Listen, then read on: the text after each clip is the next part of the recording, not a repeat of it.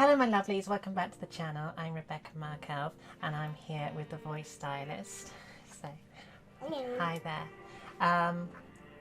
We are doing, we're doing voice something.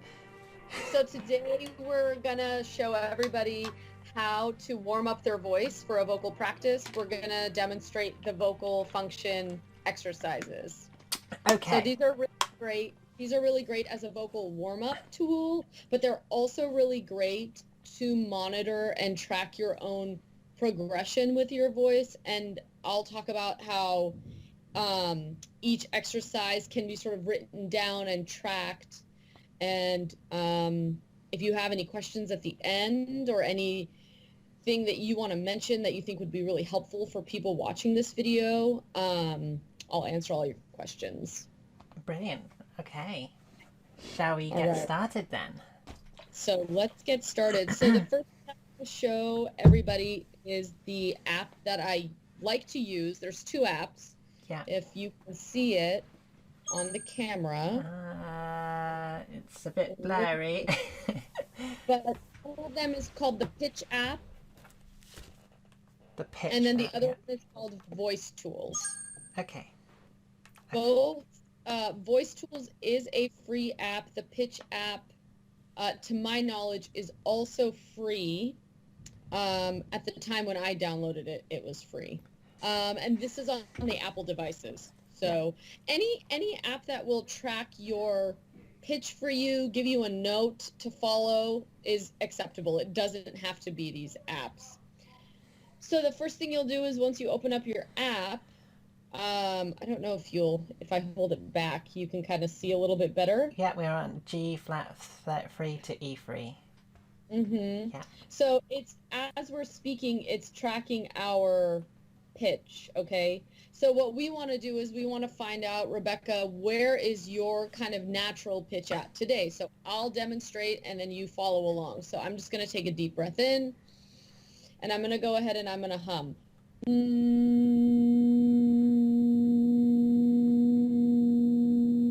So I'm about B3. Okay.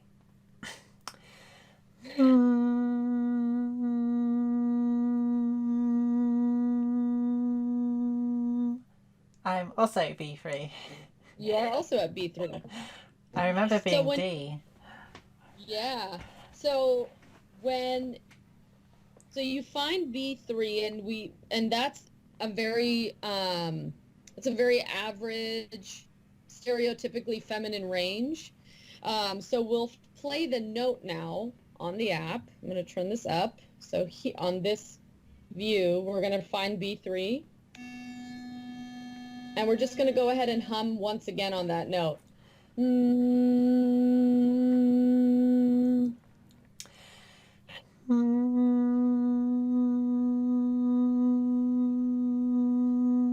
Oh. That was good. You got it right on B3. Now, for the people watching, you don't have to have it perfectly in the green. It can be just within the range, okay? Your voice vibrates, right? Mm-hmm. Because the voice doesn't just stay in one spot. Yeah. It definitely changes, so that's totally fine. So that's your baseline voice for today. So we're going to take it up one note to C4. Okay. I'm going to play that note for you.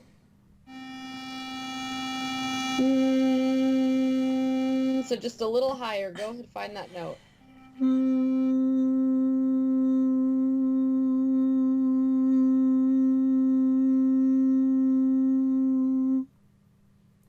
Now let's open that up into a E sound, okay? So we're going to find C4, we're going to open up to a smiling E, and then we're going to hold that until we run out of air. So it'll sound like this.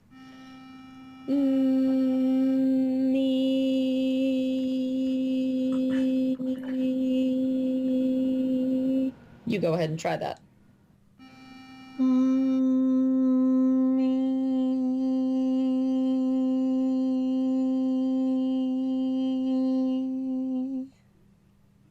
Really good. Awesome. We're going to do that one more time, okay? This is a part of the warm-up still. So deep breath in.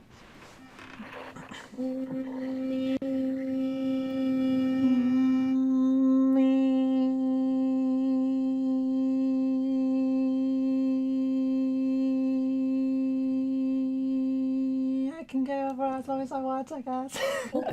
So when you're at home practicing, the ideal is to go as long as you can. Yeah. Okay? Okay.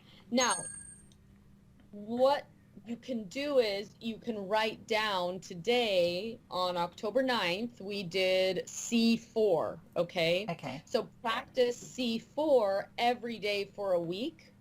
And then on the next Friday or whatever day, a week from when you start, try to go up to D4. So every week you're going one note higher, higher, higher until you hit that note where you're like, this is my edge. Like, what's the edge of my voice where it feels really good, it sounds really good, but I wouldn't want to go any higher than that.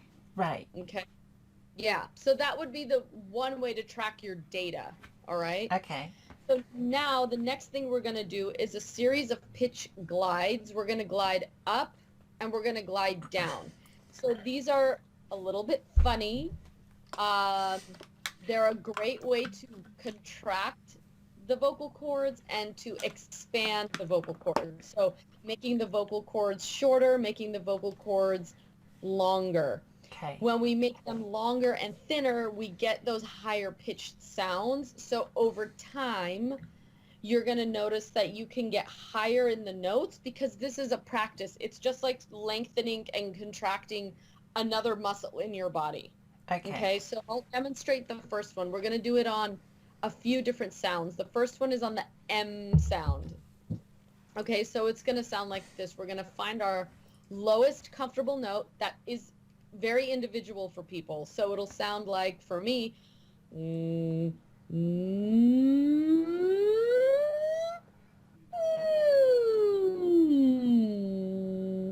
you go ahead and try that. This is where I get confused with the falsetto thing quite often. But yeah, okay. From my normal hum, sorry. Yeah, your lowest comfortable note. Yeah, okay.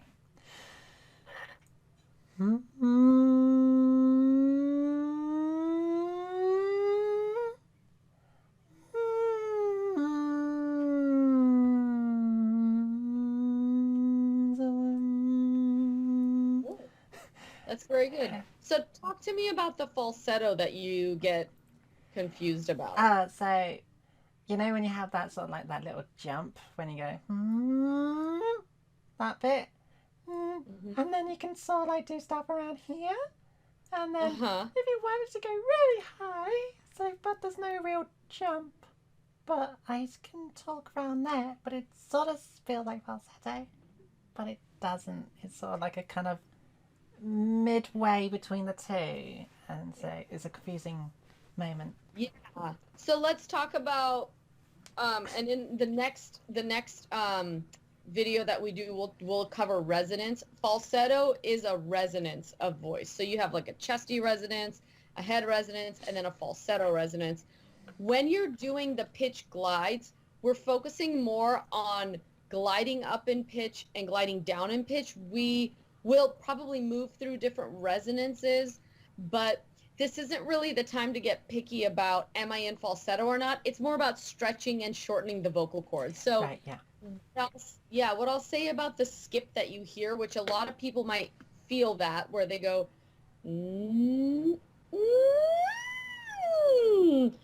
notice, do you only skip when you're going up? Are you smooth when you're coming down? Does it help to go fast? Does it help to go slow? And you can also do the stair step where it sounds like this. And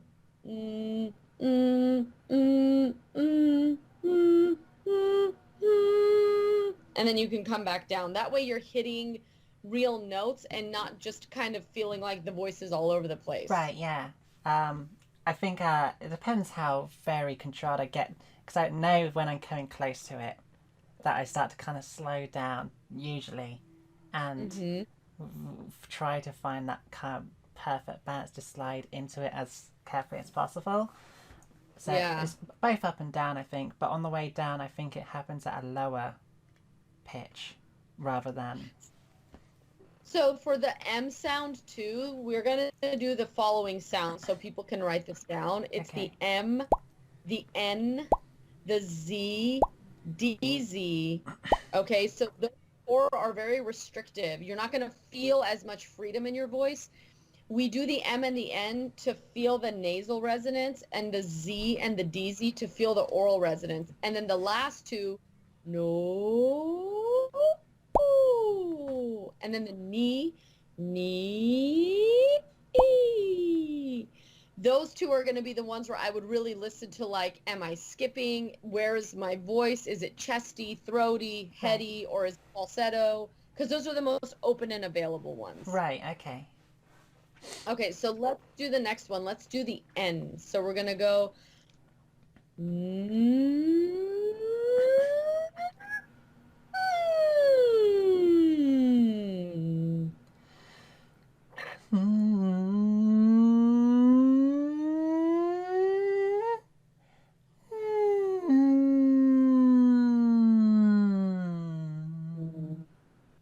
Nice. So again, M and N are for pitch gliding, but also to feel that forward nasal resonance. Yeah. Okay, so now let's try the Z. So we're going to go...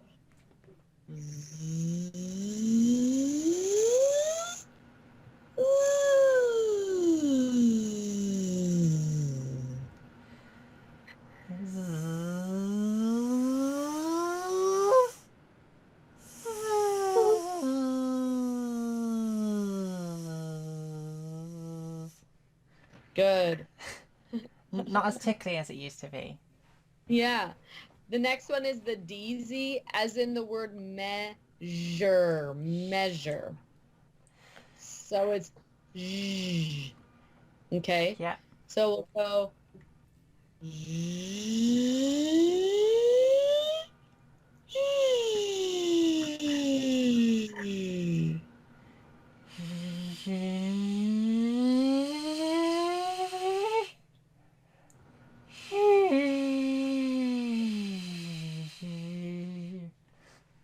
Good. Another really fun thing to do when you're all warmed up is actually say the word measure and try it in different ways where it's measure, and then you can belt it out like measure and really feel the voice coming from the mask and not getting stuck in the throat, which can happen a lot because I don't think people really feel a true chest resonance. I think a lot of us get stuck in our throats, and like I think that's just across people. So it's nice to get out of the throat and get really into the forward part of the face. Do you, as a female, like, do you feel like you speak in chest resonance at all? It depends on what time of day it is, and if I've like had a glass of wine in like the position of my body. So like at the end of the day, if I'm like slouching and I'm really relaxed and my voice is tired, I'll drop a little bit into my chest. But most of the day I get stuck. If I'm not doing voice work, I get stuck in my throat and it's really uncomfortable. Right. And then I think drop lower for comfort. But if I'm paying attention and I'm breathing well, I can get my voice to be in the front of my face, and it alleviates the tension, and you can hear that it actually makes my voice sound a lot cleaner. Right. Rather than I'm kind of lazy and I'm down here. So again, I think across all people, our voices move all over the place depending on, are you tired? Are you sick? Do you have good energy? Are you breathing well? Yeah. Have you smoked? Are you drinking? Because those things also impact your voice. So like staying really hydrated is really important. I started drinking a gallon of water a day, and it made a difference and as to how I sounded. Like in the mornings, I don't sound as raspy if I've had enough water the night before. So that's something to kind of think about too. Yeah, okay. Because, yeah, I think as a guy, I spoke from my chest quite a lot. God, I can't even get the voice now.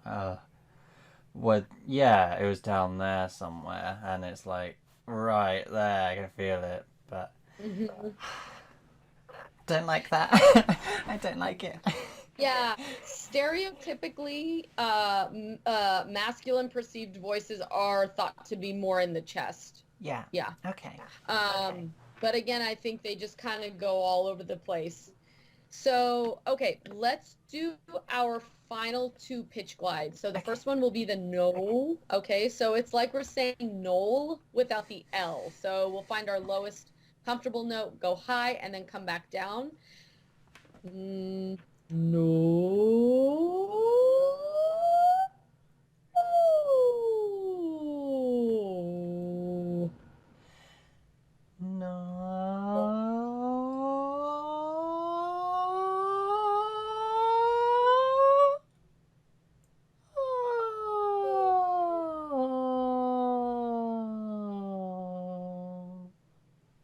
Good. So now I didn't hear any falsetto. You got into a high pitch, but your resonance didn't change from like a forward resonance to a falsetto resonance. It felt a lot more controlled. Yeah, and I think that's because the knoll is a more open and controllable sound rather than the which is very nasally, so that could throw you into falsetto. Okay, yeah, that makes sense. Yeah. So let's try the knee sound. Let's go knee.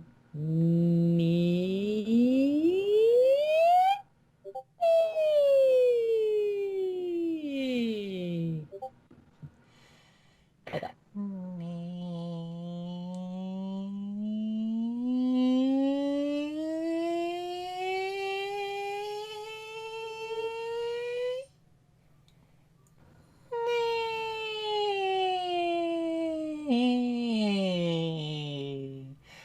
It jumped on the way down, but you skipped a couple notes. Yeah. So again, we're talking about how people can monitor their progress.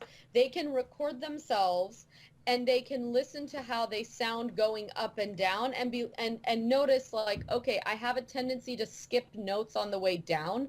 I'm going to work on smoothing that out. And one of the ways is doing the stair step down. So knee, let's get up. Knee.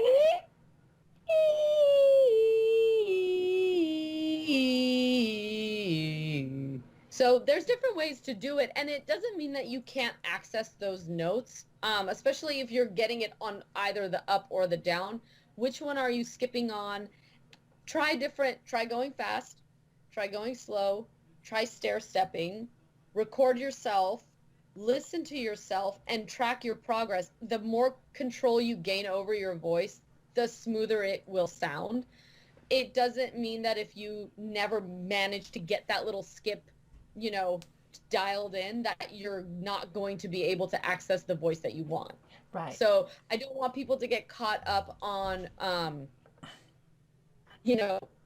perfection and, paralysis with overanalysis of the whole thing.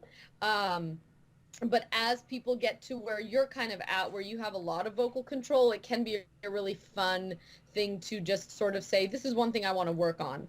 But yeah, people should definitely take notes so that they know where they're at, where they're starting at, and where they kind of want to go. Okay. That'd be good. Okay? Yeah. So those are the vocal function exercises. Do you have any questions or thoughts or anything you want to sort of share about your experience doing those from, when we work together to like now where you're really comfortable and proficient with them? I think like when I started doing it, it's really weird how I talk now to the way I used to, because I felt like it's really hard to do it now, but I felt like I spoke from this sort of voice and tried to speak really high, but I can't do it as I used to anymore, and I probably talk like this a lot more. But I kind of just found I think you mentioned that something just clicks and you just sort of like relax a bit more into something, and you can just relax and just talk and stuff like that. So it feels a lot more better, but I think it just takes that little bit of practice just to find it. And I still feel my voice isn't perfected, but I feel like I can work with something now, like I have something. I did do a little experiment. I made a video on voice acting and trying to do voice female characters, and I couldn't do any of them, but it encouraged me to experiment with my voice more.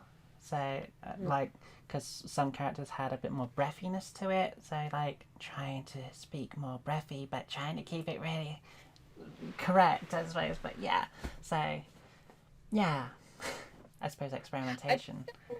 I think that's a great way, especially for people who are beginning with their voice, to really start to understand what their voice can do. And you can speak to this.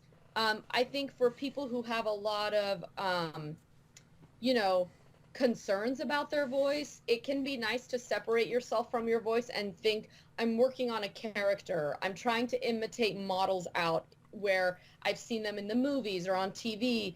And it's more of an experimentation and character work versus trying to make it a very personal experience right from the beginning. So once you've gained control and you're like, I see what I can do with my voice when I'm working on like a character, now let's make it more personal and start to try to navigate what's the voice that you want to have. Right? Yeah, yeah. Because yeah, definitely. There's some voices I don't think I'll ever get, but it's testing emotion mix with the voice as well. Like if I'm really angry, I don't think I could do angry very well. Like with that kind of like that gritty sounding like sound and have you seen Harry Potter? Yeah. Prisoner of Azkaban when Hermione's shouting at Malfoy, like what was it, you evil foul whatever person or whatever, and it's like I'm trying to be angry but I'm starting to get masculine and I'm trying to get it right. But I think it's good for me to keep working at trying to do that kind of thing, but because then I can implement it into me. So I think so. Yeah. I think that's a great way to approach it. So I think the next video that we can do, just for everyone watching, the next time we meet, we'll talk about resonance, which is a huge part of the vocal transformation. I think, you know, that will probably be a good follow-up to this, and we'll just kind of keep moving along the different parameters of the voice and how to get the voice that you would like to achieve. Yeah, that would be good. Thank you. Did you want to say where people can find you? Yeah, people can find me at TheVoiceStylist.com, and I'm on Instagram as @TheVoiceStylist, and then you can link me to The Voice Stylist YouTube. Brilliant. Well, hopefully we'll see you next video then, and go through resonance, voice resonance as well. Yes. But yeah, right. Thank you. Thank you.